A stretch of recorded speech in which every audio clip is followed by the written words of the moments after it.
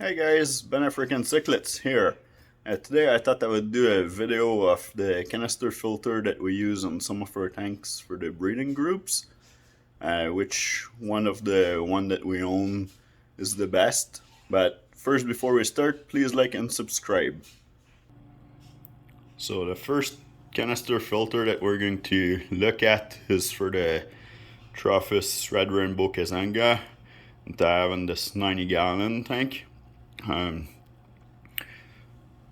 So, by the way, we're not sponsored by anybody. So, let's see what's going on underneath here. So, got one canister on this side and one canister on this side. So, the first one that I bought, the setup was on that stand with the filters when I had the 75-gallon. I upgraded to the 90-gallon. Anyway, so the first filter here is rated for a 75-gallon. It's a API medium size. It's 300 gallon per hour and it uses 16 watts.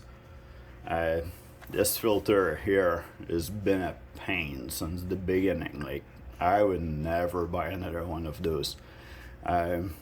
You try to prime it and it won't prime, even though that there's at the top of one of the hose here. Let's see if we can see anything behind those photos. Anyway, there's a cap you're supposed to be able to unscrew and then prime that hose and get that filter started.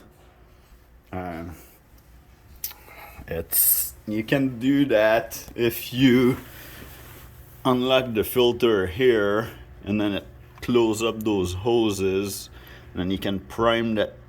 Oh, that's the intake on this side.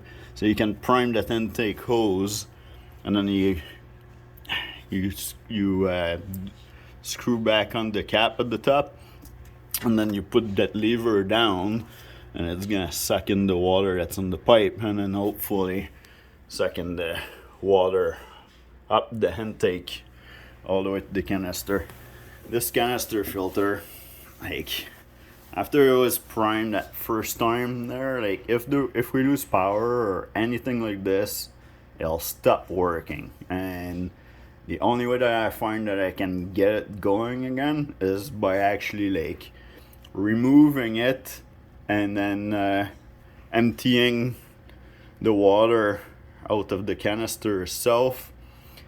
They're still going to have water on the line when you're losing power because everything stays like this, or even after water change. For water change, usually I open that and then lock the hoses so it's still full of water. Anyway, the only way that I find to get that filter going again is always emptying it, and then you pull that tab down and then it's gonna start running water into the canister. But you always have to plug it, like, as fast as you can before the water reaches the top, because if the water reached the top of the canister here and it wasn't running to keep the flow going onto those hoses, it's not going to pump any water, and it's like that from brand new. So I do not recommend an API filter. I would never buy another one again. Anyway, a better filter is actually the aquarium filter. So in this tank here we have the aquarium 300. The 300 is rated for up to 75 gallon, and then it uses 16 watts. So this one always prime, no problem. I just find that every time that you're going to lock those close those tabs here, so you can unscrew those fitting and remove that filter to clean it. You always need a towel or a bucket underneath, because this filter will always, like, whatever water there is in here is gonna leak all over the place. While this aquarium filter, when you lift this valve here, all the water actually stays in the cover. So this one, when you unhook it, there's no mess. This one are always a mess of water, but this filter will start every single time. Even if the canister is already full, if you have a power outage and the power goes back on after, no problem. this filter will always start. And if we compare those two canister filter, I would say that the aquarium filter, this one right here, is actually removing a lot more debris than the API filter. There's about the same amount of space for media and everything in there. I just like way better the way that this aquarium is loaded. All right, let's move on to the next tank. Okay, so this next tank here is a 75-gallon tank. That used to be the one I had downstairs before I upgraded for the Trophes. So I give it to my son Martin from Martin's Amazing Fish Room. And then in this tank here, you have some Trophes Bamba Orange Flames. Oh, I'm losing the light here a little bit. There we go. Okay, Trophes Red Rainbow Orange. Not Red Rainbow, Trophes Bamba Orange Flame, and you put some whitetail ACs in there. So because the breeding group was too small. Anyway, we're not going to talk about the fish right now. We're talking about filters, right? So we got two things going on in this tank. We have a hang on the back filter and a canister filter. Right now this video is about the canister filter, so I'll show you what it has. So a canister filter is an Aquarium 200. Same thing as the 300 from my tank downstairs. This is still a pain in the butt, like with all the water leaking from those valves when you do filter maintenance. But other than that, perfect filter, no problem. Now the thing is, we haven't cut those hoses yet, but if you do a dip and hoses like that on your canister filter, then it's more a pain in the butt to get them prime after you do a filter maintenance, because all those lines here, they're always going to end up getting full of air, and then you kind of have to like move the hoses up and down until the air comes out.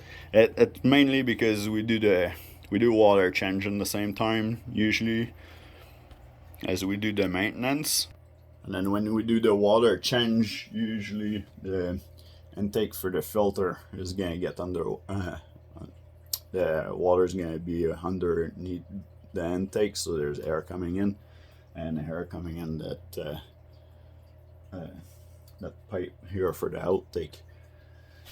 So because of that, there's always air in the line. But yeah, just work the line up and down a few times and then get the air out after you fill up the tank, and then the canister is ready to go again. Yeah, sorry guys, there's lots of algae in this tank there. I didn't clean the glass before I did that video. Anyway, so yeah, the 200 Aquarium 200 is rated for 55 gallon. That's 75 gallon tank. So because of that, we have C-Sham hang on the back 110 here, which is rated up to 110 gallon.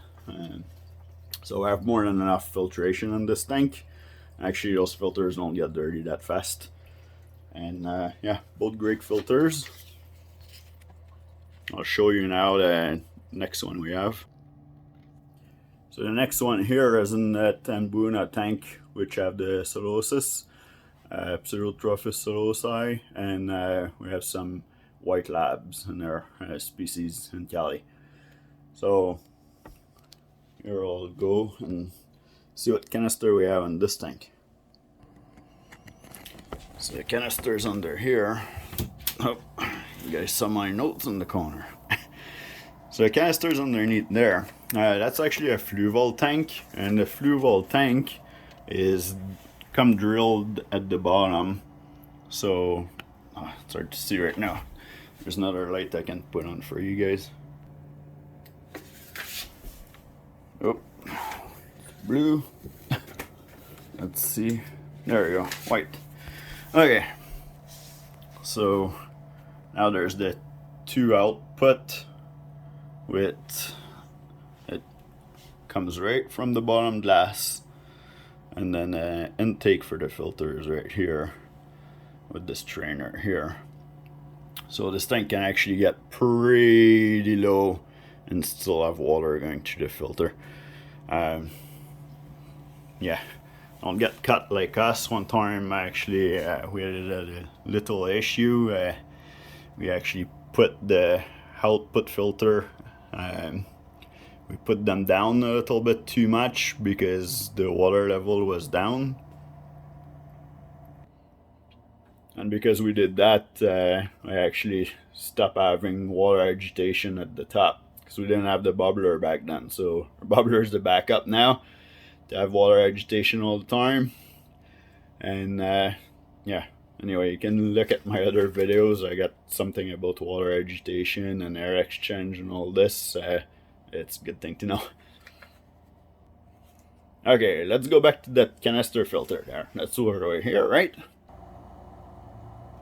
So a canister filter is a Fluval 404. It's an older model. This tank actually is a 55 gallon bow front corner tank. This actually came with a smaller filter. This filter is upgraded, but the tank used with the filter upgraded already. This filter is actually rated for a 100-gallon tank.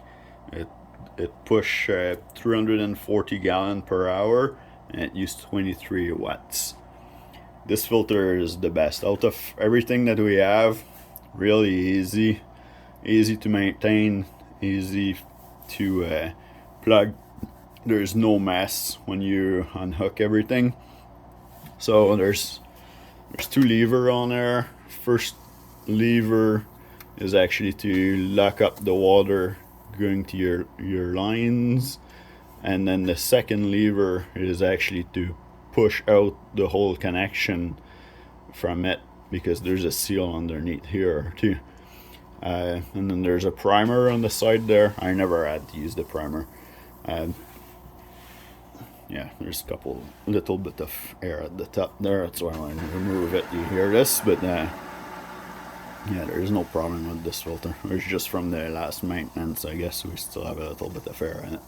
Anyway, in the next video, I'm going to show you guys when we take them apart.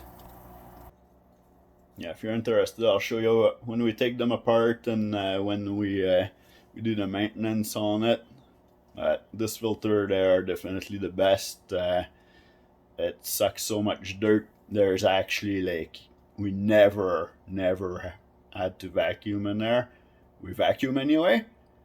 Every time we vacuum, we don't find any debris from the fish, dirt, nothing. It all goes right to that canister. This thing is amazing. It'll suck everything. There's different courses of sponge that come in there. Tons of space for media, and yeah, ends up for Fluval filters. They're really the best there. So yeah, I'm interested to know, do you guys use canister filter? Which canister filter do you use, and what do you think about them? All right, yeah, maybe you have a better filter than I have, and you can recommend one. Okay, so anyway, see you in the next video. Don't forget to like and subscribe.